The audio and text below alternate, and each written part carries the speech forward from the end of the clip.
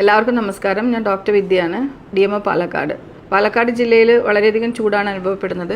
കഴിഞ്ഞ ഒരാഴ്ച മുതൽ കേന്ദ്ര കാലാവസ്ഥാ നിരീക്ഷണ വകുപ്പ് ഉഷ്ണതരംഗം പ്രഖ്യാപിച്ചിട്ടുണ്ട്. പാലക്കാട് ജില്ലയുടെ വിവിധ ഭാഗങ്ങളിൽ വളരെയധികം ചൂടാണ് അനുഭവപ്പെടുന്നത്.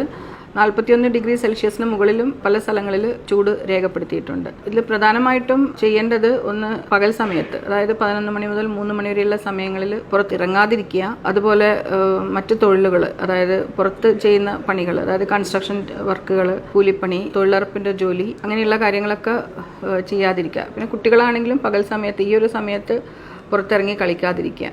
അപ്പോൾ നമുക്ക് കേസുകൾ റിപ്പോർട്ട് ചെയ്തതിൽ ആൺ പെൺ ഭേദമില്ലാതെ നമുക്ക് ചൂടുമായി അനുബന്ധിച്ചുള്ള കേസുകൾ റിപ്പോർട്ട് ചെയ്തിട്ടുണ്ട്. അപ്പോൾ അതിൽ വീട്ടമ്മമാരും ഉൾപ്പെട്ടിട്ടുണ്ട്. അപ്പോൾ സാധാരണ അവർ പകൽ സമയത്ത് പുറത്തിറങ്ങിയിട്ടുള്ള ജോലികൾ ചെയ്യും. അപ്പോൾ അവരും വീട്ടമ്മമാരും കൂടുതൽ ശ്രദ്ധിക്കേണ്ടതാണ്.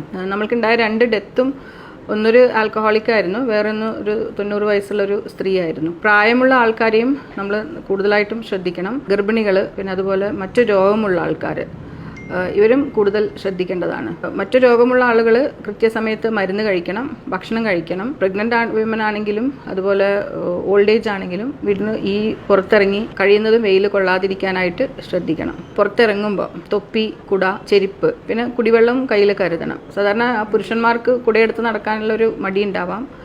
എന്നാലും പുരുഷന്മാരാണെങ്കിലും സ്ത്രീകളാണെങ്കിലും കുട്ടികളാണെങ്കിലും കുടയെടുത്ത് നടക്കുക. പിന്നെ അതുപോലെ ദാഹമില്ലെങ്കിലും ഇടയ്ക്കിടെ വെള്ളം കുടിക്കാനായിട്ട് ശ്രദ്ധിക്കുക. നിർജ്ജലീകരണം ഉണ്ടാക്കുന്ന മദ്യം, കാർബണേറ്റഡ് ഡ്രിങ്ക്സ് എന്നിവ പൂർണ്ണമായിട്ടും ഒഴിവാക്കുക. അപ്പോൾ നമുക്ക് കൂടുതലായിട്ട് റിപ്പോർട്ട് ചെയ്തിട്ടുള്ളത് ചൂടുകുരുവാണ്.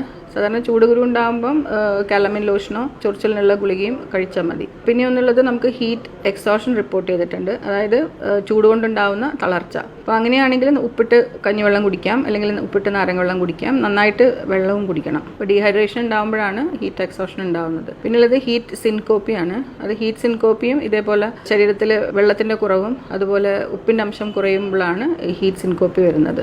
പിന്നെയുള്ളത് ഹീറ്റ് സ്ട്രോക്ക് ആണ്. നമുക്കിപ്പോൾ 2 ഡെത്ത് ഉണ്ടായത് ഹീറ്റ് സ്ട്രോക്ക് കൊണ്ടാണ് ഉണ്ടായിട്ടുള്ളത്. അപ്പോൾ ഹീറ്റ് സ്ട്രോക്ക് വരുമ്പം നമ്മുടെ ശരീരത്തിലെ കോർ ടെമ്പറേച്ചർ വളരെയധികം കൂടും. അതുപോലെ ചുണ്ട്, വായ, നാക്ക് ഇതൊക്കെ ഉണങ്ങിയിരിക്കും. പിന്നെ ഈ ഒരു വെള്ളത്തിൻ്റെ അംശം കുറയുമ്പം അബോധാവസ്ഥ ഉണ്ടാവാം, തൊലിപ്പുറത്ത് പൊള്ളലുണ്ടാവാം, അതുപോലെ ചിലവർക്ക് കൺവൾഷൻസ് ഉണ്ടാവാം, പിന്നെ സ്ഥലകാല ബോധമില്ലായ്മ, അതായത് ഡിസോറിയന്റേഷൻ ഉണ്ടാവാം, പിന്നെ വോമിറ്റിംഗ് ഉണ്ടാവും, ഛർദി ഉണ്ടാവാം, ഛർദിക്കാൻ വരുന്നത് പോലെ തോന്നാം, നോസിയ ഉണ്ടാവാം. അപ്പോൾ ഇങ്ങനെ ചൂടുമായിട്ട് റിലേറ്റഡ് ആയിട്ടുള്ള അസുഖങ്ങൾ ഉണ്ടെങ്കിൽ നിർബന്ധമായിട്ടും അടുത്തുള്ള ഹോസ്പിറ്റലിൽ പോയി ഡോക്ടറെ കാണിക്കണം. പിന്നെ ഈ ഒരു സമയത്ത് പുറത്തിറങ്ങി നടക്കുമ്പോഴാണ് ചൂടുമായിട്ട് റിലേറ്റഡ് ആയിട്ടുള്ള അസുഖങ്ങൾ വരുന്നത്.